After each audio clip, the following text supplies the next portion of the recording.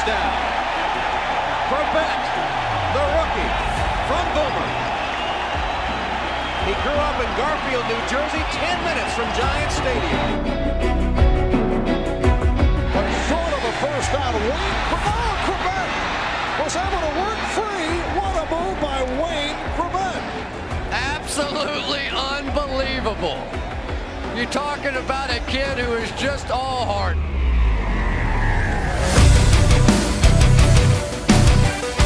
Welcome to the Underdog Jets podcast with Wayne Chrebet and Robbie Saleh.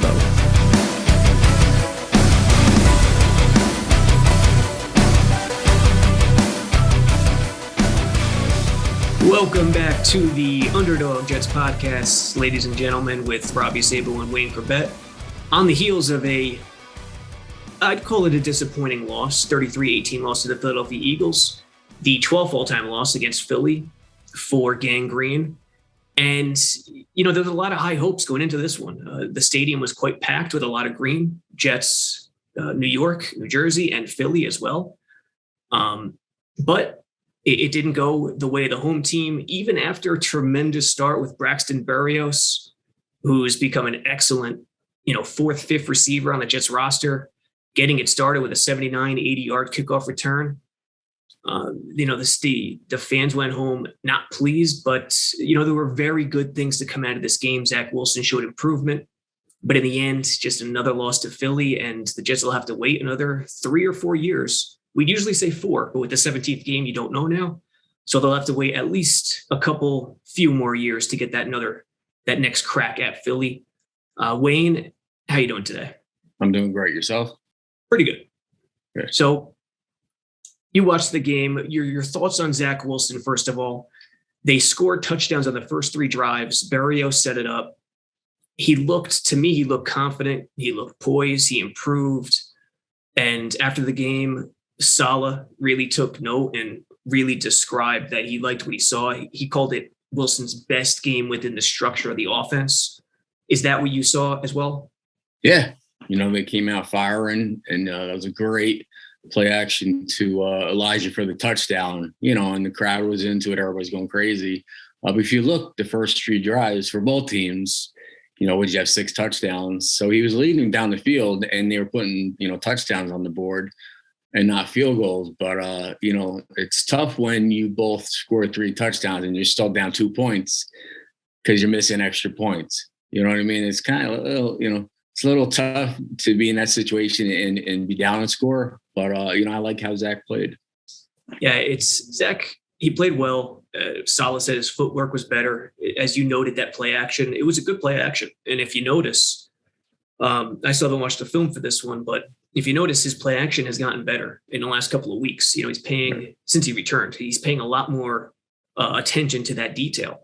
And it does matter. To Elijah Moore on that first touchdown, it held a couple of defenders just long enough. And if he did not do that, there might have been an underneath, mid-hook zone that would have taken away that slant. Yeah, the play action pulls that inside defender up, but there's not much room for a throw there. You can't lead him too much because you'll go right out of bounds. So it was a perfect call, perfect play by those 2 guys. What do you think about Braxton Berrios from an overall perspective? I mean, here's a guy, he was, picked up off of the Patriots roster by Joe Douglas, one of his first moves really as GM. And he's had pretty good playing time at receiver at times because of injuries earlier this year, especially last year. And he's kind of settled into a perfect role. I think I saw this today where he's number 1 in the NFL in kick return yard average per return. So, I think he's a really good addition by Douglas. What are your thoughts on Braxton? I think he's doing a great job. I mean, he's so valuable that he could play, multiple positions and special teams and returning. Just to get that 80-yard return to start the game, they said that's what you want to get the crowd into it and, to set up the first score. And he's done well filling in as a receiver. And the biggest thing about him is he's durable. So all these guys have been in and out a game, a month, whatever it may be, and he's always there to fill in and show he could play receiver in this league as well as be a returner. So he's definitely valuable to the team. Yeah, he's just one of those gamers. And the news dropped today on Monday that Corey Davis will be out for the rest of the year. Right. So his season, prematurely ends. It was a disappointment. There's no question about it. Not all his fault, obviously. This is football, so circumstance is a huge deal. He had some drops. He will be back next year. There's no question based on the figures. So Berrios, will have to step up a little more. You got Crowder, you got Berrios in the middle. You got Cole hopefully coming back, and then you got Mims. Mims might have a shot. He got some playing time yesterday. Didn't do much. I saw him have a couple good blocks, but these guys are going to have a chance moving forward. Yeah, they say we haven't called his name much today, and then he had that crackback block, and they're like, that's not how we want to be calling his name. But I got to tell you, it wasn't a crackback block. I mean, I would think. We used to go get down inside and kill those guys all the time, any chance we got, if they didn't see us coming.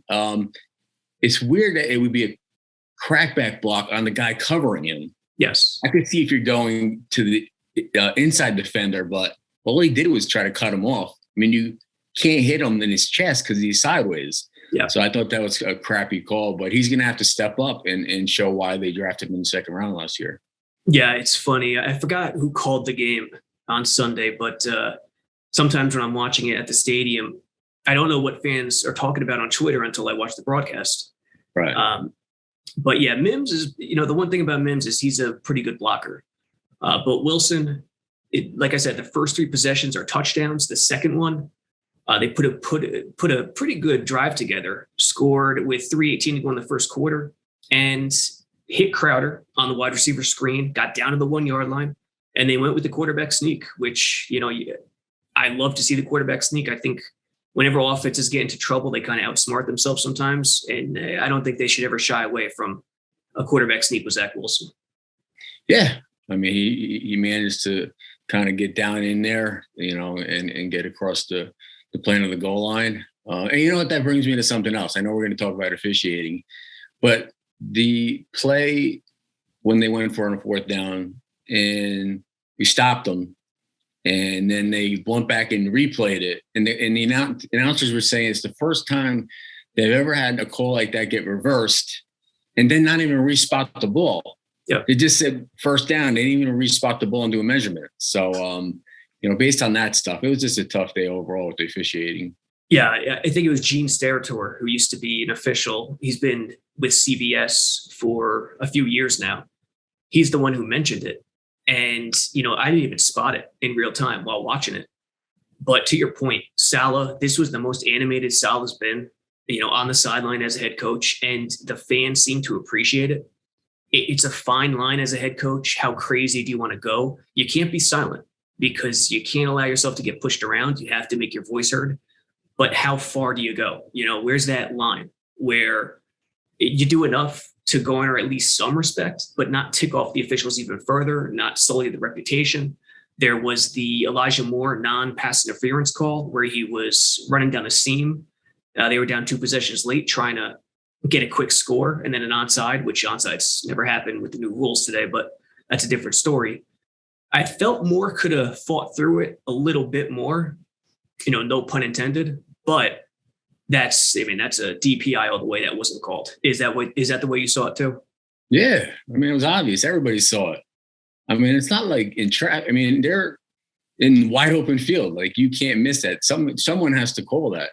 And if you say that Coach Saleh went too far, I don't think he went far enough. I mean, that's a big play in the game. And, you're getting down into the red zone. That was a terrible non-call, and that's kind of what happens to teams, like us, where, just can't catch a break like that. But no, I mean, they're cussing at him and showing how displeased he was. And he had every right to do that. He's fighting for his team. He's fighting for his players. So I'm not saying, there is a such thing as makeup calls in basketball and football. So maybe we'll get that call next time. But yeah, he did everything he should have done. See, and the other thing is the only thing he asked for is that they call it even down the board. And the call on Bryce Hall earlier, in which, both guys were hand fighting. All Bryce Hall did was put his arm over on top of the receiver's arm, and they were both going at it. Didn't impede his progress, nothing. I think it was an over route or a deep dig where he was moving towards the sideline more. if you're going to call that DPI, there's no way you cannot call the Elijah Moore DPI. And that combined with the Mosley offside, which Jason Kelce definitely moved as a center, and the non-call on the helmet-to-helmet to Zach Wilson off the edge. I think it was Sweat off the edge who made the sack. They just kept piling up. There's a difference between hand fighting and just grabbing somebody around the waist, and turn her body. So like you said, if you're going to call one, call the other. Just be fair about it. Yeah. When Saleh saw the Bryce Hall call, his hat came off, literally. Yeah. His winter hat. He lost his mind, and deservedly so. Like we said, the Mosley penalty. Yes, I'm going to both sides here because 4th and under 5, and Mosley admitted this after the game. You got to be more careful, even if you're jumping on motion on any kind of flinch with the offensive line. It's 4th and less than 5. So he admitted he probably shouldn't have been so eager. But again, if Kelce moved, which it appears he did, it's a bad call. Mosley after the game said teams are not respecting them right now. For instance, Fletcher Cox and the team wouldn't shake their hands prior to the coin toss. Fletcher Cox, FYI, disputes that on his Instagram account. You can check it out for yourself. But Cox was laughing at the Jets when Saleh was arguing with the refs for a call later in the game. The overarching point is that Mosley feels like teams aren't respecting them, and he said it publicly, maybe intentionally, maybe to get guys going, maybe to try to turn things around. What can the Jets do as a locker room to try to overcome this? No, just stick together at this point. It's a tough year. So not much you can do about it. Just play for each other, play for the fans, play for the coaches. But you have to demand that respect. And if they don't want to shake our hands before the game or after the game, that's on them. Just go out there. And if you're not winning games, at least you're making it, difficult on those guys and being very physical about it, even if you're not scoring points. So you have to demand that respect. And, we just haven't had a chance to really do that. So hopefully this last, month or two of the season, we can turn it around. One guy who I like, Elijah Riley, the new safety from Philly, who came from Philly, Douglas snagged him. He's a chippy player. I've been watching a lot of his film, and he knows not to go too far, but he's a guy who will be aggressive in spots that a lot of professionals won't. Like if there's a pile up, he'll take a shot where it makes sense and he won't get called for it. What do you think in that regard? Do you think defenses and offensive units need guys like that? And if they're not there, is something lacking at times? And it's not only defense that needs to set the tone. Offense, it starts with the line. You know what I mean? Getting that push and just like getting guys out of there, bulldozing into the running game. And, you look at any offense lineman in the league, they'd rather be run blocking than pass protecting. So you want to get to the point where a game where you have a lead and you could just let those, offense linemen tee off on those guys. So like you said, you got to get an identity on both sides of the ball on the line. And, there's been games where one has done it and not the other. They haven't had it where they both, really, had success at the same time doing that. But they're definitely capable of doing that. Yeah, you brought us into that next point, which is the drastic, contrasting between the offense and defense. Offense is rolling, hitting on all cylinders, as we said, first 3 possessions, but the defense just can't stop anybody. I think it was the first 6 or 7 possessions Philly scored. Philly scored on every drive, other than the last one in which they punted with under 2 minutes to go. Right. If it was a game you wanted to see Wilson continue to roll with that momentum, but there was a huge stretch there at the end of the second quarter and the midway through the third quarter where he didn't even touch the ball because Philly got the opening kickoff in the second half and possessed the ball for about 8 minutes and change. How tough is it sometimes when one unit's producing and the other's not? And, what can the Jets do in terms of trying to ignore all that noise and march forward? Yeah. I mean, they got to extend drives, first downs, change field position, and keep the defense off enough where they can get a break. And that's tough because, the offense can't get in a rhythm if they're going 3 and out or not, having long drives. But it's definitely tougher on the defense, when these guys are scoring pretty much every time they get the ball. So, one has to help the other. Yeah, and Jalen Hurts didn't play either. That was another topic after the game where, the defense was preparing for both Hurts and Minshew, but mainly Hurts because he's the starter. He's questionable. You don't know if he's going to play. It's not like they could change offensive systems. That doesn't happen. But what happens is instead of, more RPOs, more read options, more stuff with the quarterback could run in designed concepts, that's all at the window. And then it's Minshew. I thought they handled Minshew pretty well, especially in coverage. It's just the pass rush wasn't there. The Eagles' offensive line was tremendous when standing up.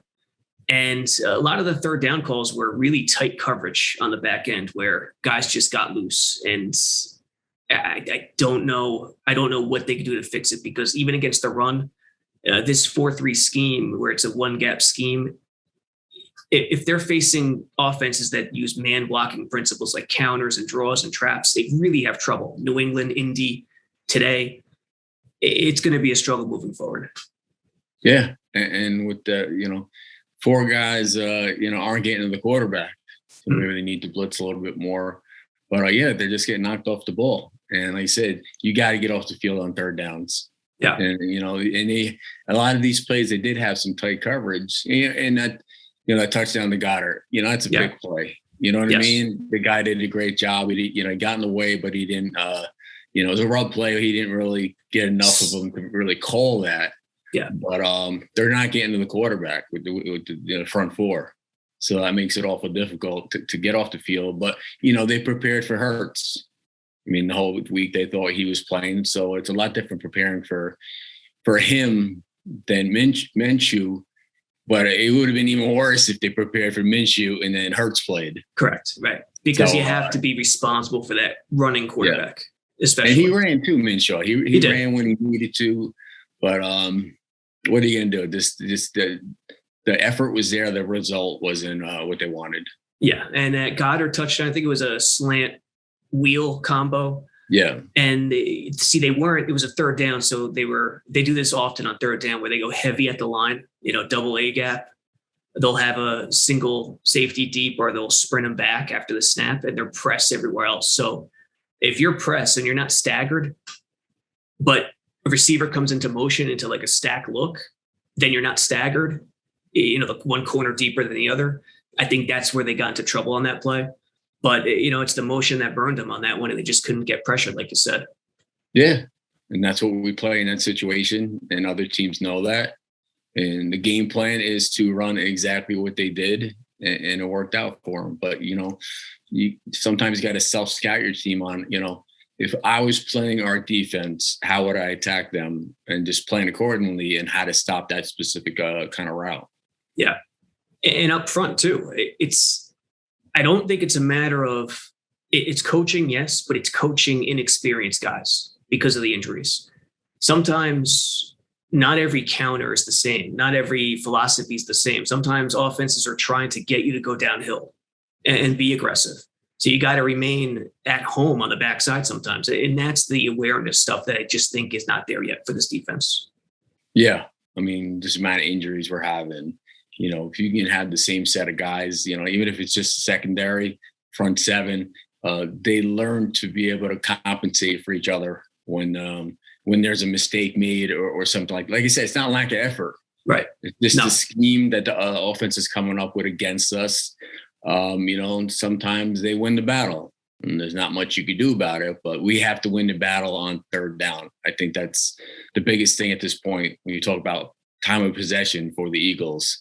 In the second half and not letting our offense get in a rhythm. So that's the biggest thing I would say is getting off the field on third down.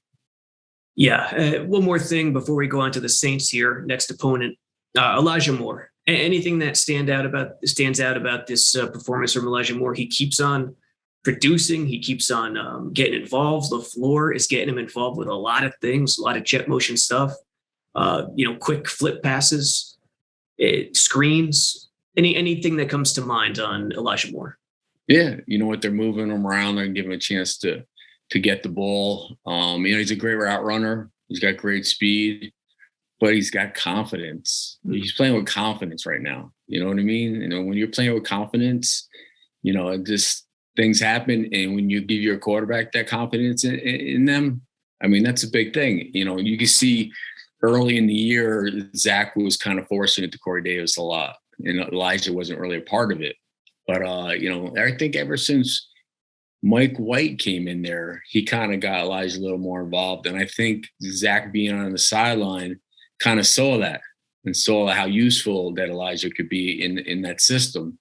So, yeah, I mean, you got two rookies that are pretty good combinations. So hopefully we can watch that for a long time to come.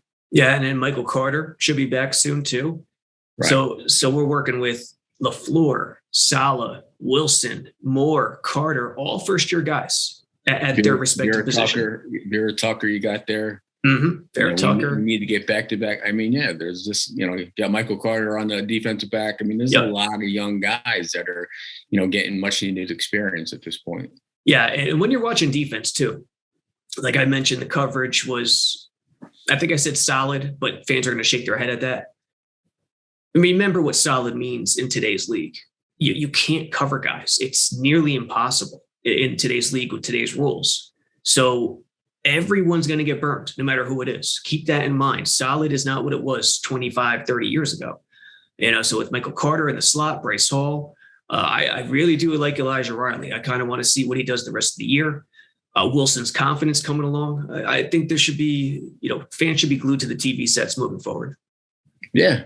Listen, they're a young team, one of the youngest in the league, if not the youngest. So there's growing pains. You would hope during this process that you could win some more games. You know, they have won some games, hopefully a couple more. I know their schedule gets easier, but this is just how it's going to be for the next year or two. Nothing you could do about it. And hopefully in free agency, you know, they have some more, you know, experienced guys. But these young guys are going to have to play. You know, they have to play the rest of the year, and it's only going to help them going forward. Any, when you were playing for the Jets, do you remember any explosions from the sideline with Parcells or any other head coach that either mirrors what we saw from Saleh Sunday or blows past it? Oh, Parcells. I mean, even as calm as Herm Edwards were, you know, he'd even get his words in there, you know, every now and then. But Parcells, he wouldn't take anything. He didn't care what anybody thought of him. He was going to get his point across, whether they wanted to hear it or not, and then some. And the next time he would just keep going back to it. And like I said, sometimes that works. You know, you get the respect of those officials. No. I don't know. I just think it works sometimes. So you got to give it a shot. You got to show if you're not pleased with something and you think they did it wrong, they got it wrong, then you got to let them know about it. You remember Phil Jackson back in the day? Phil Jackson would play mind games with officials. And even in the press conferences after a loss in the playoffs, he intentionally complained just so the attention was on that for the next game. And I think it worked most of the time. I believe in that. I truly do. Yeah. Yeah, there's no doubt about it. And I coach high school football too, and I'm up in the booth. Part of it's not official duties, but I feel like a therapist sometimes when the head coach loses his mind because the officiating could be subpar, I guess, in high school sometimes. Right. So I get it completely. Yeah. So, hopefully next week we get some calls. Okay. Yep. Saints next week looking to move to 4-9. Taysom Hill started this past weekend, and the Saints aren't the Saints that we are used to. I don't know who's going to be starting at quarterback. I assume it's going to be Taysom Hill again, but I'm not positive. At MetLife again, and the Jets still have the majority of their games are at MetLife the rest of the way, I believe. Tom Brady's coming in. They're going down to Miami. They got to go to Buffalo. Anything you're looking for going into this one against New Orleans? Yeah, I'm not sure who's going to be the quarterback, whether it's Simeon or Taysom. I mean, he threw 4 picks last week, right? Taysom, it wasn't the best outing. No, I mean, you know, obviously you have to, kind of like with Hurts, you got to be prepared for quarterback runs and quarterback sneaks and all that stuff. But I don't know, man. I don't ever count anybody's money or anything like that. But that guy got $100 million or something like that. it hasn't really played much. I mean, he's so valuable. The team is a tight end, a receiver, a returner, a quarterback, which is great. But, he didn't show that coming out the first week as a starter. So maybe we'll get him, the same way. I know he's going to have a great career, but, I don't know who's going to be there. But hopefully we can do what, this past week's defense did to him. Yeah, it's the role game. He fits a perfect role. But when he's the starting quarterback, the questions come. So we'll see what Ulbrich and Saleh do to game plan against that. All right, so we'll keep an eye on the Jets Saints this weekend and see what they could do. I expect the offense to continue to move forward. George Fant has been tremendous this year at left tackle. That's another call out. He hasn't, I don't know how many pressures he's allowed this season, but it's a very low number. But he's been tremendous. He's garnering Pro Bowl votes for sure. But we'll see. If the defense can button it up a little bit and really focus on their individual reads, I think they have a good shot of getting the home win. Yeah. Like I said, we need a week where both the offense and defense are doing their thing. And certainly a nice home game, in December is a perfect time to do it against a dome team. Get them out in the cold weather. Hopefully it's really cold. I'll look for that. So, hopefully they can get their 4th win of the year. And I definitely think it's a possibility. All right, Wayne, Jets fans, we will catch you next time on the Underdog Jets podcast. Take care.